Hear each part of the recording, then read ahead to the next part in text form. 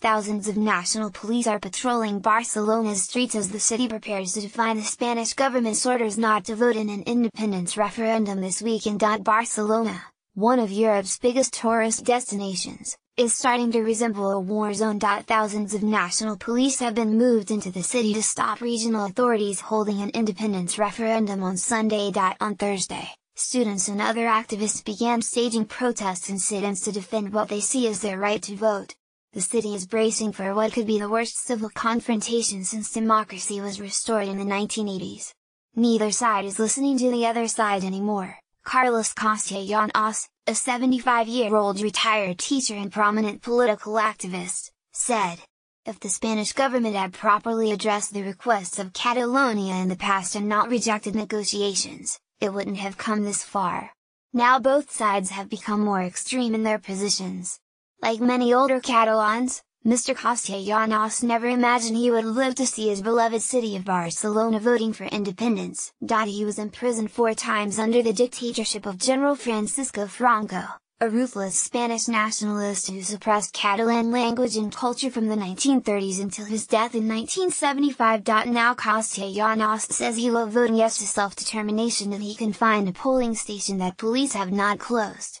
We were ordered to forgive and forget the crimes committed by fascists, like a torture by the Guardia Civil, but they will come here and try and stop the referendum, he said. Madrid fights back. The Spanish government in Madrid has mobilized the paramilitary police force the Guardia Civil to seize ballot papers and stop schools and public buildings hosting polling stations. Many in Barcelona, the capital of Catalonia, still associate the Guardia Civil with Franco's fascist dictatorship when they were the shock troops to crush separatism.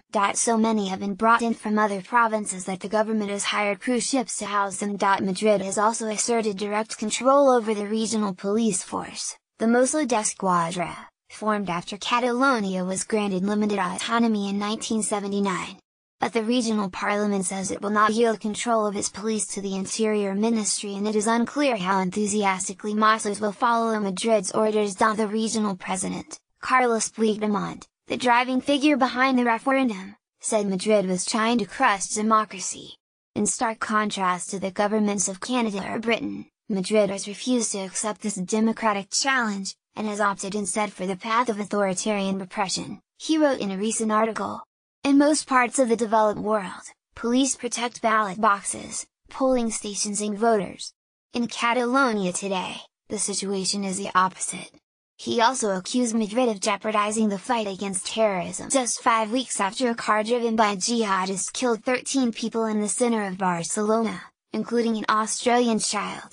Instead of working to prevent possible attacks, Spain's police forces are working to prevent the exercise of democracy. This is profoundly irresponsible, he said. Irresponsible moving against constitution. Spain's conservative Prime Minister Mariano Rajoy has insisted the regional government is irresponsible for trying to hold an illegal referendum.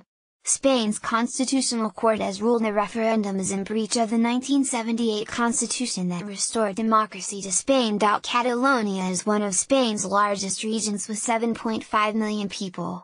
It's also perhaps the most prosperous, with a healthy economy generating nearly a fifth of Spain's income, according to local authorities. The capital Barcelona had 32 million tourists last year. Mr. Puigdemont and other local politicians have long complained that Catalonia pays far more in tax than it receives in benefits and subsidizes poorer economies down south. But there is also a strong undercurrent of Catalan nationalism in the independence movement, even feelings of superiority. The Catalan language, mixing elements of Castilian Spanish and French, is almost incomprehensible to other Spanish speakers. Catalonia boasts a very different culture to the bullfighting flamenco paella image of Spain that was promoted during the Franco years, when the fascists tried to suppress all regional differences. Many Catalans see themselves as more innovative and entrepreneurial than other regions dominated by rich landowning families. Young and old united. Even for young people, the history of repression during the dictatorship, and Madrid's failure to bring anyone to justice,